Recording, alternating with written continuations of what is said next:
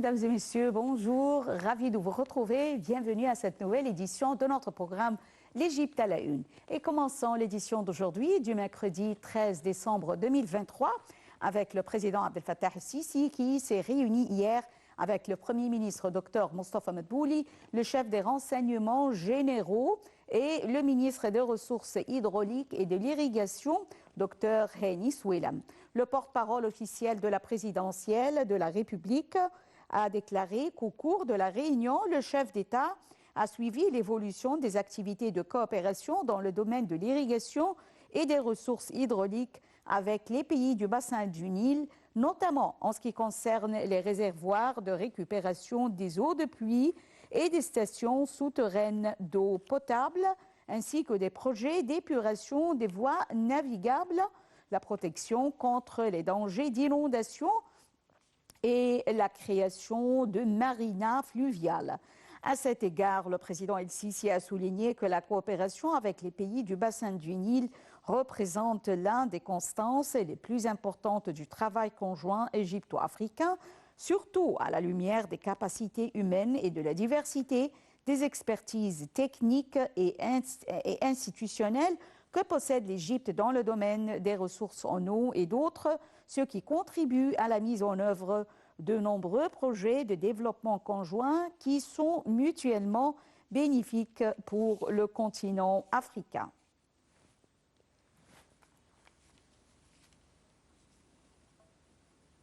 Enchaînons avec le président Abdel Fattah el-Sisi qui s'est réuni lundi dernier avec le Premier ministre Dr Mostafa Madbouli ainsi que le ministre du Logement, des Services publics et des communautés urbaines Dr Asim El-Gazzar, le conseiller du président de la République pour l'urbanisme Amir Sayed Ahmed et le chef de l'autorité du génie des forces armées Ahmed El-Azazi.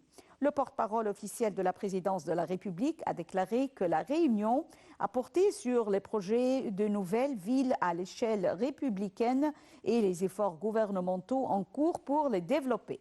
À cet égard, le président El-Sisi a dirigé d'achever les nouveaux projets dans leur délai prévu en garantissant que les nouvelles villes représentent un véritable ajout à l'économie nationale en incluant des projets de développement appropriés, ceux qui préservent leur durabilité et augmentent leur capacité à attirer et à générer les activités productives et commerciales.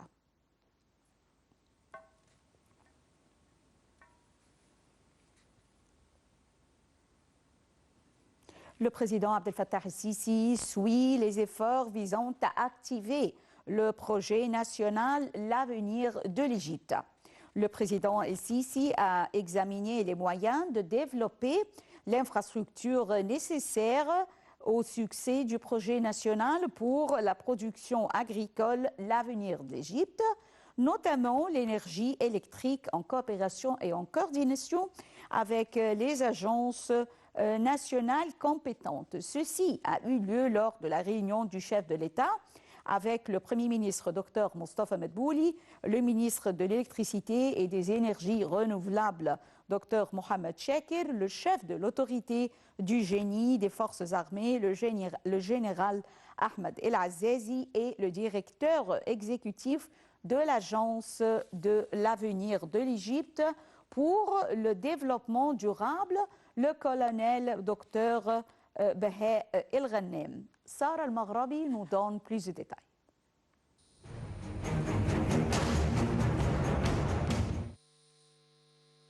Le porte-parole de la présidence de la République a déclaré que le président Abdel Fattah el-Sisi a examiné les moyens de développer l'infrastructure nécessaire au succès du projet national pour la production agricole, l'avenir de l'Égypte, notamment l'énergie électrique en coopération et coordination avec les agences nationales compétentes. Ceci a eu lieu lors de la réunion du chef de l'État avec le Premier ministre, le ministre de l'Électricité et des Énergies renouvelables, le chef de l'autorité du génie des forces armées et le directeur exécutif de l'Agence de l'avenir de l'Égypte pour le développement durable.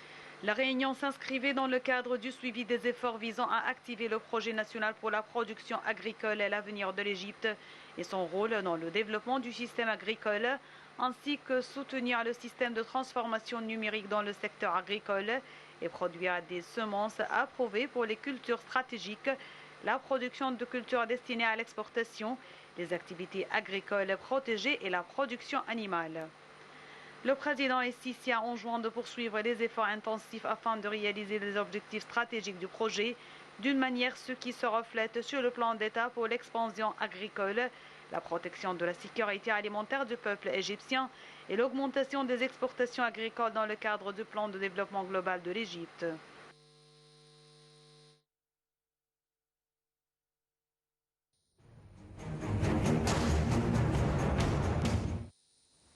Le président Abdel Fattah el-Sisi a envoyé un message de vœux au président du Burkina Faso, Ibrahim Traoré, à l'occasion de la fête nationale de son pays. Le président a dépêché le secrétaire à la présidence, Mohamed Nigm, à l'ambassade de Burkina Faso au Caire pour transmettre ses vœux à cette occasion. Le chef de l'État a adressé un message similaire au président kenyan William Ruto à l'occasion de la fête de l'indépendance.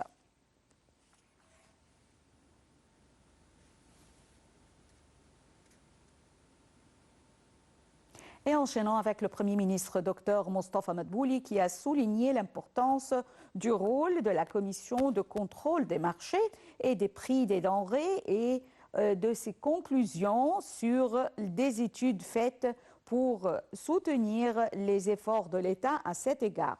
Le chef du gouvernement s'exprimait lors d'une réunion lundi dernier sur le suivi des efforts pour contrôler les marchés et les prix des denrées en présence de ministres et de responsables concernés. Je cite, la rencontre d'aujourd'hui s'inscrit dans le cadre de réunions périodiques visant le suivi de la situation relative à la fourniture des denrées sur des marchés en quantité et à des prix appropriés, a-t-il déclaré.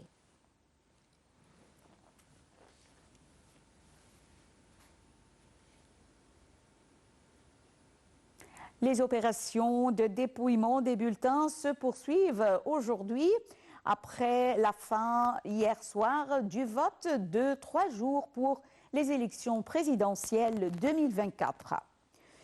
4 candidats étaient en lice: Abdel Fattah el-Sisi, Farid Zahran, président du Parti égyptien démocrate social, Abdessamad Yamama, président du Parti du Wafd, et Hazem Omar, président du Parti populaire républicain.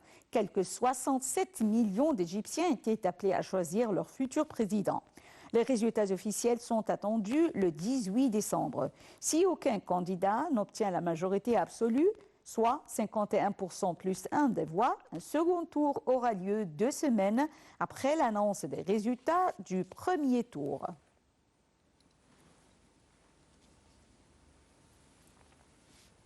Le directeur de l'organe exécutif de l'Autorité nationale des élections, Ahmed Benderi, a déclaré hier que le processus de vote s'est déroulé de manière fluide et tous les bureaux ont fonctionné normalement. Plus de détails dans ce commentaire signé Sarah Al-Maghrabi.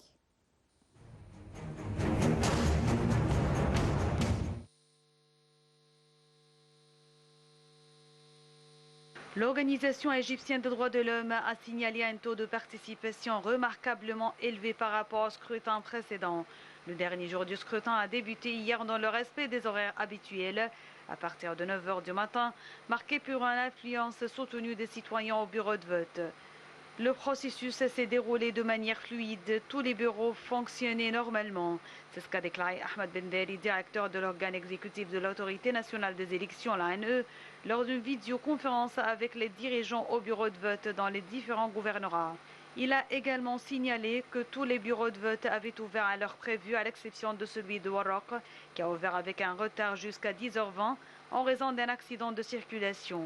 La participation est notable bien qu'elle ne soit pas dense, a-t-il ajouté. Le lundi, Benderi avait annoncé que 45% des électeurs inscrits, soit plus de 30 millions sur un total de 67 millions, avaient déjà voté jusqu'au début du deuxième jour.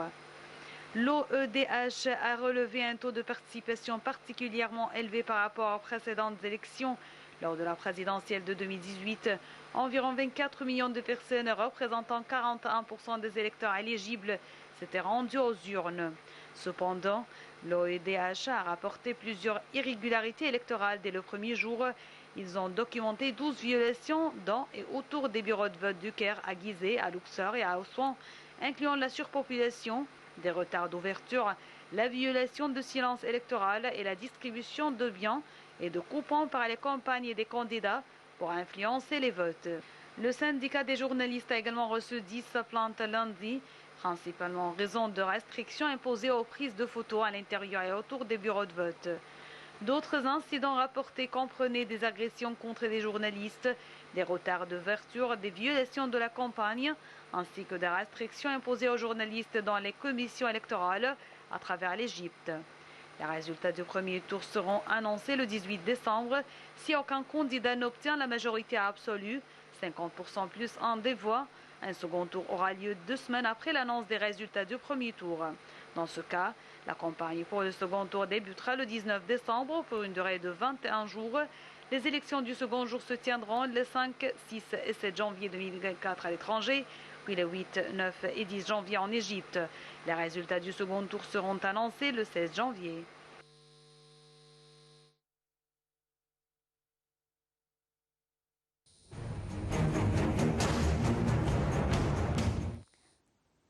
Toujours en ce qui concerne les élections présidentielles 2024, alors l'OGI, l'Organisme général de l'information, a publié son premier rapport sur les opérations de la détection des publications des médias mondiaux sur les élections présidentielles.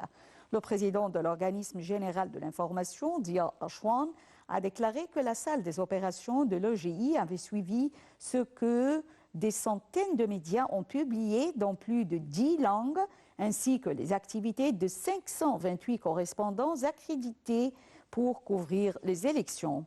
Rachwan a souligné que les plus importants points de la détection du premier jour des élections, depuis l'ouverture des bureaux de vote dimanche 10 décembre 2023 à 9 h du matin jusqu'à leur fermeture à 21 h, sont les suivants.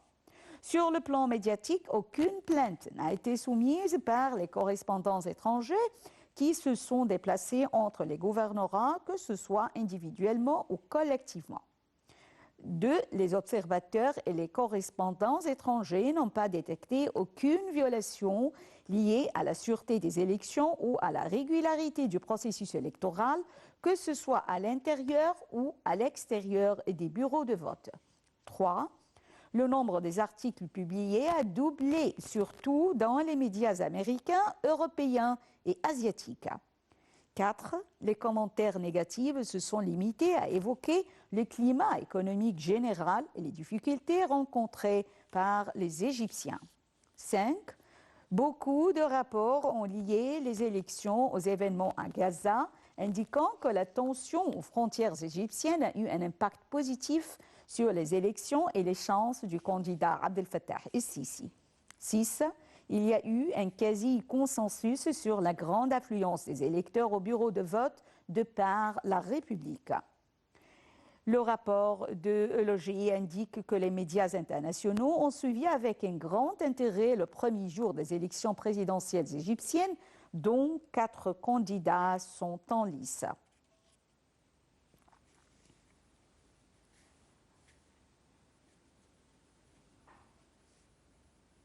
Enchaînons avec les élections présidentielles 2024, mais cette fois-ci, le taux de participation qui était très élevé. Le président du Parlement arabe, Adel El-Aswani, a affirmé mardi avoir constaté le bon déroulement du vote aux élections présidentielles égyptiennes, ainsi qu'un taux de participation très élevé. Le Parlement arabe, en tant qu'institution internationale, s'intéresse à transmettre toute la vérité sur le processus de vote aux présidentielles égyptiennes de manière neutre et professionnelle à l'égard de tout autre égard, a dit M. Adel El-Assoumi dans un appel téléphonique à la chaîne CBC. M. Adel El-Assoumi a confirmé l'affluence intense et inédite aux élections ajoutant que le Parlement avancerait à l'ANP un rapport intégré sur les élections.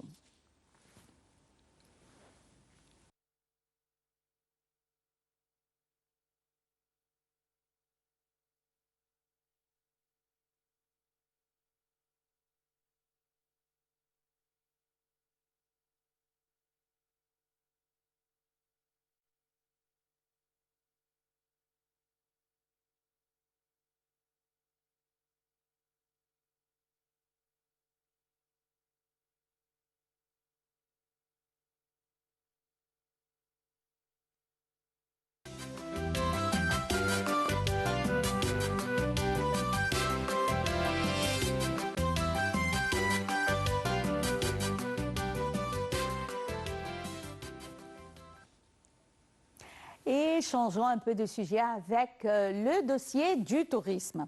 Eh bien, le musée Imhotep a rouvert ses portes au public il y a quelques jours après l'achèvement des travaux de restauration et de rénovation de ce musée.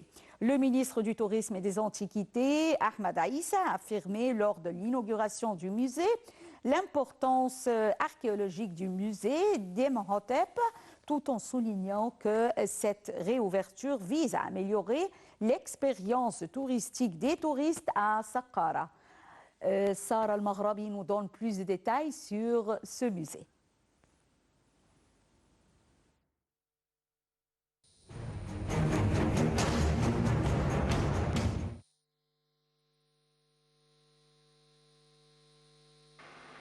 Le musée Imhotep se trouve dans la nécropole de Saqqara, la plus grande nécropole de l'Ancien Empire. Elle abrite de nombreux tombeaux de pharaons et de hauts dignitaires ainsi que quelques temples originaux. Il a rouvert ses portes au public il y a quelques jours après l'achèvement des travaux de restauration et de rénovation du dit musée. Le ministre du Tourisme et des Antiquités, Ahmed Aïssa, a assuré que le musée se trouve dans l'une des zones archéologiques les plus importantes. Saqqara est enregistré dans la liste du patrimoine mondial de l'UNESCO. Il a également valorisé les efforts du Conseil suprême des Antiquités qui tient à mettre en œuvre un plan global de développement des zones archéologiques égyptiennes, notant que les dépenses du Conseil pour la restauration des Antiquités avaient augmenté. Lors d'une tournée d'inspection à l'intérieur du musée, le ministre a examiné le scénario muséal qui n'a pas été changé depuis sa construction. Ce musée renferme l'architecture de Saqqara, l'enterrement au cours d'ancienne époque et d'architecte Imhotep. 3 vitrines ont été ajoutées renfermant plus de 70 artefacts qui figurent parmi les pièces découvertes par la mission archéologique égyptienne présidée par le secrétaire général du Conseil suprême des Antiquités, Dr Mustafa Waziri à Saqqara.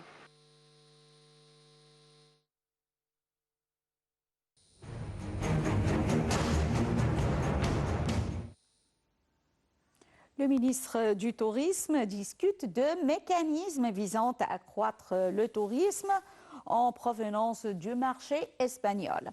Le ministre du Tourisme et des Antiquités, Ahmed Aïssa, s'est entretenu avec des responsables de compagnies touristiques égyptiennes opérant sur le marché espagnol afin d'augmenter le tourisme du marché espagnol vers l'Égypte.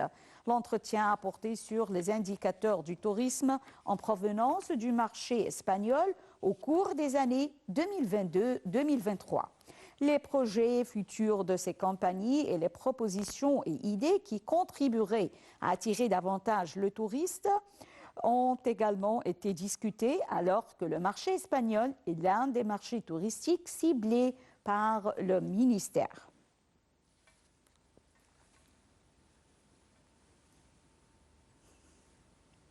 Mesdames et messieurs, fin de cette édition de notre programme L'Égypte à la une et également c'est la fin de la transmission en langue française sur Canal TV International. Merci pour votre fidélité à Canal TV International. Restez avec nous avec la section anglaise. Merci, bonne journée et au revoir.